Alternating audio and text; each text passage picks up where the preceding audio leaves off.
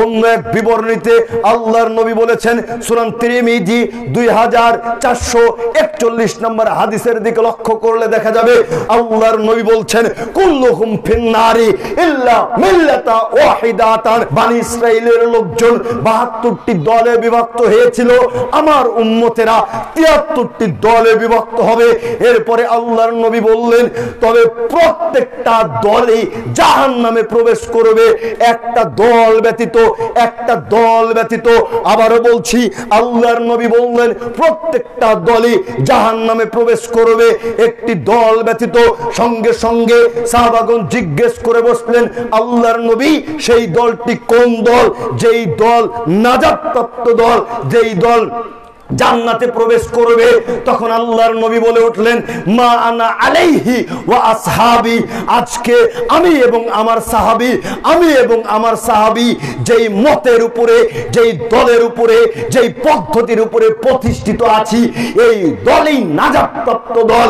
এই দল ব্যতীত, এই দল ব্যতীত কোন দলই জান্নাতে প্রবেশ করতে পারবে না। এবার আপনাকে আমি কয়েকটা প্রশ্ন ছুড়ে দিচ্ছি। আপনি যে কয়েকদিন পূর্বে শবে মেরাজ পালন করলেন, এই শবে মেরাজ আল্লাহর নবী কয়দিন পালন করেছে? আপনি যে কয়েকদিন পরে শবে বরাত পালন করবেন, এই শবে বরাত আল্লাহর নবী কয়দিন পালন করেছে? আপনি চিন্তা করুন, আপনি যেই মতের উপরে আছেন, যেই পদ্ধতির উপরে আছেন, সেই পদ্ধতি আল্লাহর নবীর পদ্ধতি কিনা? যদি আল্লাহর নবীর পদ্ধতি না হয়, তবে আপনার পরিস্থিতি খারাপ আছে, আপনার পরিস্থিতি খারাপ আছে। অন্য এক বিবরণীতে আল্লাহর নবী বলছেন, আম্মা বা'দু ফাইন্না খায়রাল হাদিস কিতাবুল্লাহ, সবচেয়ে উত্তম কথা হচ্ছে আল্লাহর কথা। ওয়া খায়রুল হাদি হাদি মুহাম্মাদিন সাল্লাল্লাহু আলাইহি ওয়াসাল্লাম, সবচেয়ে উত্তম পথ পদ্ধতি হচ্ছে, উত্তম মাযহাব হচ্ছে নবী মুহাম্মদ সাল্লাল্লাহু আলাইহি ওয়াসাল্লামের মাযহাব। সবচেয়ে উত্তম কার মাযহাব? তো আল্লাহর নবীর মাযহাব উত্তম নাকি আপনার শ্বশুরের মাযহাব উত্তম? তাহলে নবীর মাযহাব ছেড়ে দিয়ে আপনি কোন মাযহাব মানতে যাবেন? আল্লাহর নবী বললেন সবচাইতে উত্তম কথা হচ্ছে আল্লাহর কথা, আর সবচাইতে উত্তম, সবচাইতে পথ পদ্ধতি হচ্ছে, মাযহাব হচ্ছে নবী মুহাম্মদ সাল্লাল্লাহু আলাইহি ওয়াসাল্লামের পথ পদ্ধতি।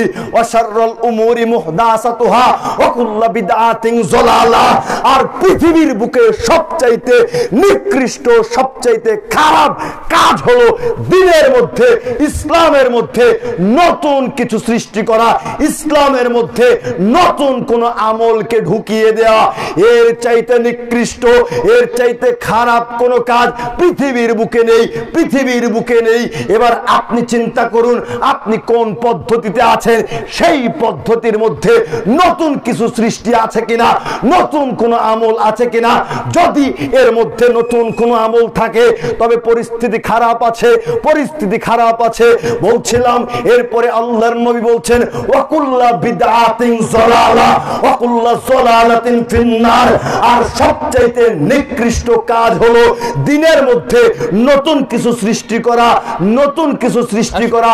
আর প্রত্যেক নতুন সৃষ্টিকৃত বিষয়, দিনের মধ্যে নব আবিষ্কৃত বিষয়ই হচ্ছে বিদআত, ভ্রষ্টতা, নষ্টমিতা ছাড়া আর কিছুই নয়।